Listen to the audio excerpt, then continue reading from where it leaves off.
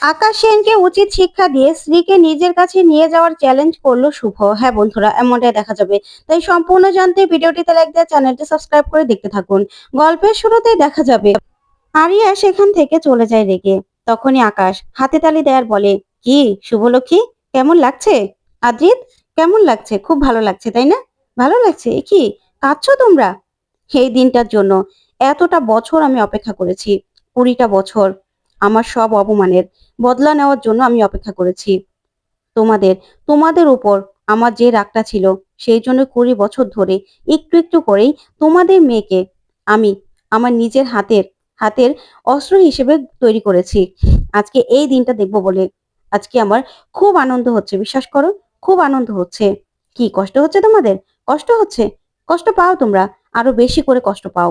শুভলক্ষ্মী, তুমি আমার বোনকে আমার থেকে কেড়ে নিয়েছিলে।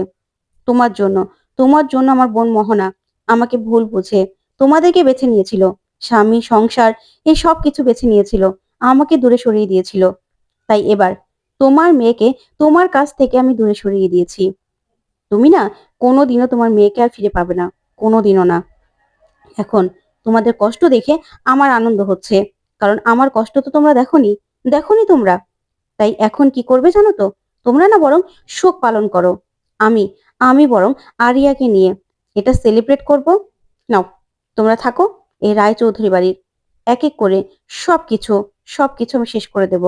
সবাই সবাই আমাকে অপমান করেছিলে না 20 বছর আগে? আমাকে এই বাড়ি থেকে বের করে দিয়েছিলে। এবার এবার সবকিছুর বদলা নিয়েছি আমি।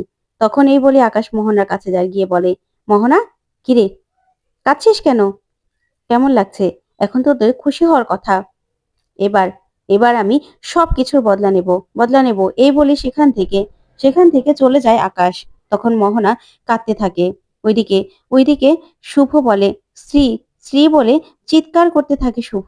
তখন আদি বলে, আমাদের মেয়েটাকে কাছে পেয়েও আমরা ধরে রাখতে পারলাম না। তখনই শুভ চিৎকার করে সঙ্গে সঙ্গে জ্ঞান হারিয়ে ফেলে। তখন সবাই সবাই এসে শুভকে ধরে আর বলে, কি হলো শুভলক্ষ্মী, কি হলো?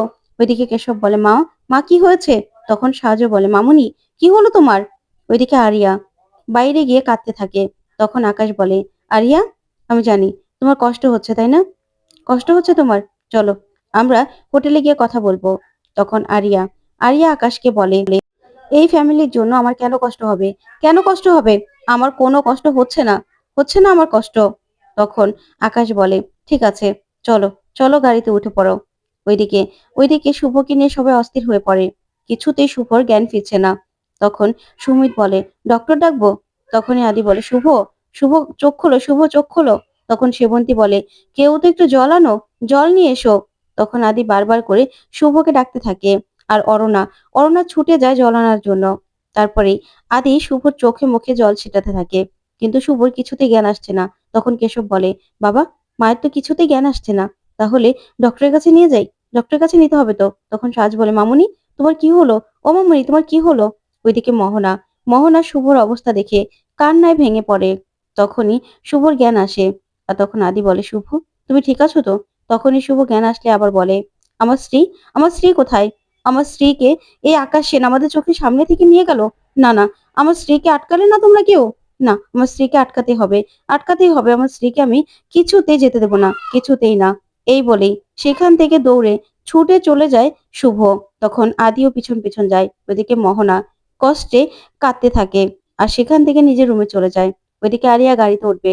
ঠিক তখনই শুভ দৌড়ে আসে আর বলে, শ্রী, শ্রী। তখনই আরিয়া তাকিয়ে থাকে শুভর দিকে। তখন শুভ বলে, স্ত্রী, তুই যাস না, যাস না মা, যাস না। কিন্তু আরিয়া শুভর কোনো কথাই শোনে না। গাড়ি করে সেখান থেকে আকাশের সঙ্গে চলে যায়। তখন শুভ চিৎকার করে কাঁদতে থাকে আর গাড়ির পিছন পিছন দৌড়তে থাকে। তারপরে আদি এসে শুভকে ধরে আর বলে, শুভ, কি করছো? তখনই শুভ বলে, আমার মেয়েটাকে আকাশ সেন নিয়ে গেল আকাশ সেন। আমি কিচ্ছু করতে পারলাম না, আমি আটকাতে পারলাম না। আমার মেয়েটাকে এনে দাও, আমার মেয়েটাকে এনে দাও আদি, আমার মেয়েটাকে আমার কাছে এনে দাও। আমি কিছুতে আমার স্ত্রীকে ছাড়া থাকতে পারবো না আমি। তখন এই বলে আদিকে জড়িয়ে ধরে শুভ আর কাঁদতে থাকে। তখন আদি বলে, তুমি চিন্তা করো না, আমাদের মেয়েকে আমরা ঠিক নিয়ে আসবো, তুমি একটু শান্ত হও। তখন কেশব এই কাণ্ড দেখে নিজেও কাঁদতে থাকে। ওইদিকে আরিয়া গাড়ি করে যেতে থাকে আর সবার কথা ভাবতে থাকে আর কাঁদতে থাকে। তখনই আরিয়া হঠাৎ করে আকাশকে বলে, ড্যাড গাড়ি থামাও। তখনই আকাশ বলে, কেন আরিয়া, কি হয়েছে? তখন আরিয়া বলে, ড্যাড গাড়িটা থামাতে বলেছি, গাড়িটা থামাও। তখন আকাশ বলে, হঠাৎ করে তোমার কি হলো? তখনই আরিয়া গাড়িটা থামানোর জন্য আকাশকে জোর করে। তখনই আকাশ বলে, কি হলো আরিয়া, কেন এরকম করছো? তখন আকাশ গাড়িটা থামিয়ে নেয়। তখন আরিয়া বেরিয়ে আসে। আর আকাশ বলে, কি হলো, তুমি এরকম ভাবে মাঝ রাস্তায় গাড়ি থামাতে বললে কেন? তখন আরিয়া বলে, ড্যাড আমার খুব কষ্ট হচ্ছে। আমি এতদিন ওই বাড়িতে ছিলাম, কিন্তু আমি তো দেখেছি ওরা আমাকে খোঁজার জন্য কত কষ্ট করেছে, কত মরিয়া হয়েছিল। তাই তুমি আমাকে সত্যি করে বলো ড্যাড, তুমি আমার দিকে তাকিয়ে তাকিয়ে তারপরে বলো, ওরা কি সত্যি সত্যি আমাকে অবহেলা করেছিল? বলো না, বলো। তখনই আকাশ বলে, হ্যাঁ বেটা, তোমাকে ওরা অবহেলা করেছিল। তুমি জানো না আমি তোমাকে কতটা ভালোবাসি? আমি জানি আমি তোমাকে যতটা ভালোবাসি, তুমিও আমাকে ঠিক ততটাই ভালোবাসো। আমি তোমাকে নিজের সবটুকু দিয়ে বড় করেছি। আমরা না খুব শীঘ্রই এখান থেকে চলে যাব। এখানে থাকবো না আমরা, এখানে থাকবো না। তখন এই বলেই আকাশ ভুলভাল আরিয়াকে বোঝাতে থাকে। ওইদিকে মোহনা বলে, আমার জন্য, এই সব কিছু আমার জন্য হয়েছে। সবাই সবার বিরুদ্ধে গিয়ে শুভলক্ষ্মী আমার পাশে দাঁড়িয়েছে।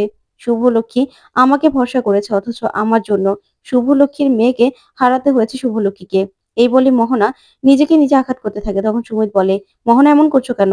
তখন মোহনা বলে, 20 বছর আগে আমার সন্দেহ হয়েছিল। তখন যদি আমার সন্দেহের কথাটা আমি শুভকে বলতাম, তাহলে তো ওরা স্ত্রীকে ঠিক ঠিক দাদার থেকে উদ্ধার করতো। কিন্তু কিন্তু আমি বলতে পারিনি, আমি সাহস পাইনি। আমার জন্য, এই সব কিছু আমার জন্য হয়েছে সুমিত। আমার জন্যই দাদা বদলা নিচ্ছে। তখন সুমিত বলে, তুমি কি করে জানতে বলতো? কেউ তো জানে না। তখন মোহনা বলে, আমি তো জানতাম যে আমার দাদা কেমন, ওর স্বার্থে আঘাত লাগলে ও কি করে সেটার বদলা নেয় সেটা তো আমি জানি। আর সবকিছু হয়েছে আমার জন্য।